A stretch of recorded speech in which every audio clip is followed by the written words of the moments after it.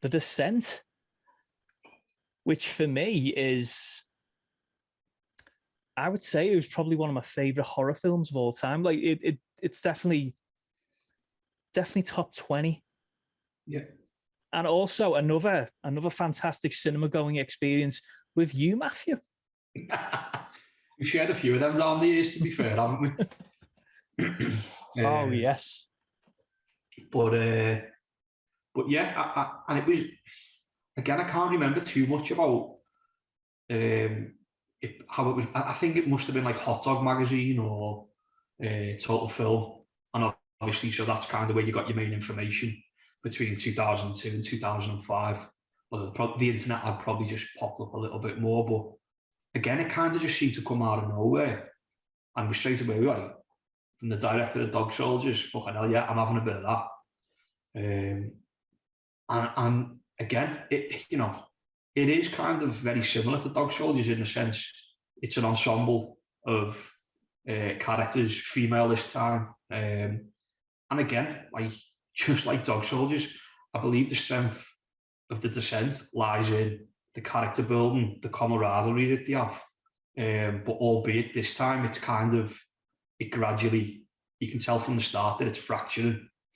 And as the film moves on, that becomes more and more apparent, and that's kind of the way he uses the space between them to then create the horror element.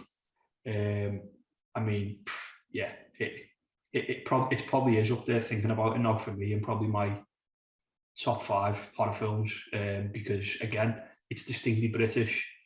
It's an all-female cast, which is kind of, I think, completely kind of, it just doesn't happen, does it, really? No, especially back then. It was a, as far as I know anyway, a very different way to go. Yeah.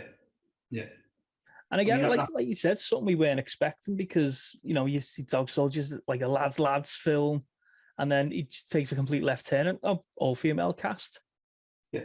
No, that it was as bold as, in that sense, it was as bold as what he did with Dog Soldiers, It was very much, I'm going to stick my knob on the chopping board here and do what I want to do, sort of thing. Maybe that's the wrong analogy there, but I'm one of you girls.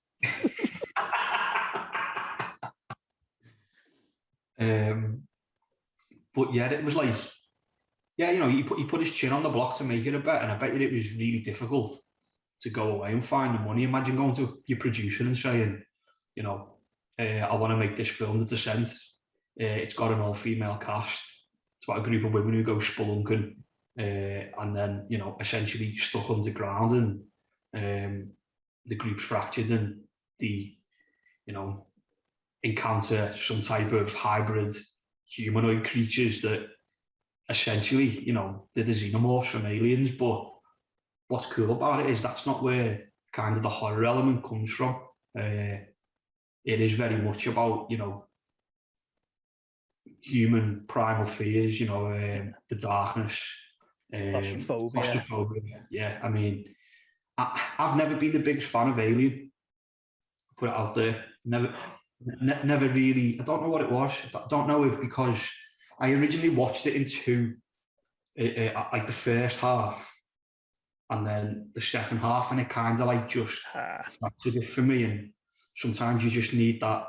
You need like to be a kinetic experience of watching it all in one hit. So all the tension and all the claustrophobic elements that I didn't necessarily have the full hit of that and stuff. But you totally get that feeling from it, and that's where the strength lies in The Descent. And it's got an absolutely fantastic ending as well, hasn't it? Which apparently is just the European ending. I believe the American ending is very different. Well, not very different, but different to the one we got in cinemas. I think they got it on. They had an edition of the DVD that had our ending on, but I can't remember what actually happened. But we got the grim version where she's blowing out her own birthday cake. Spoilers. And I think the Americans got like she got away. Yeah, I think there's the jump scare, isn't there, when she pulls over, she's falling asleep and her daughter appears in the window, and then in our version it cuts to her back in the cave. Yeah. And she's kind of, I mean, go. She's with it, yeah, she's with the daughter, isn't she? The birthday cake's there. The last shot, she blows the candles out. Yeah. Puts the black credits roll. But like, I was thinking about, I watched it a couple of weeks ago. And because I don't, if I'm thinking about a film, I don't want to watch it the night before, because you kind of have too many ideas swimming around in your head. But I thought about the ending sort of thing, and, you know, with the journey that she goes on, and obviously the loss of a daughter and a husband, which is kind of like the initial traumatic event. And then what happens with her friends, slowly how they're kind of the hint of the other character, Juno, sort of having an affair with her husband, and there's something quite not right. A couple of weeks onto it.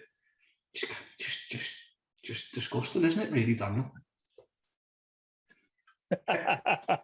But yeah, slowly how that group fractures, and it's actually, like I was thinking about, it's like her coming to terms with all like this trauma and the demons that she has, and, you know, while she's going through this cave, it's never explicitly, like, it's not even ambiguously done that, you know, are these creatures, are they sort of her manifesting and killing people? You have Juno accidentally stabbing one of their mates, and kind of that's where it kind of, she becomes unhinged when she finds her half dying, gargling. Yeah.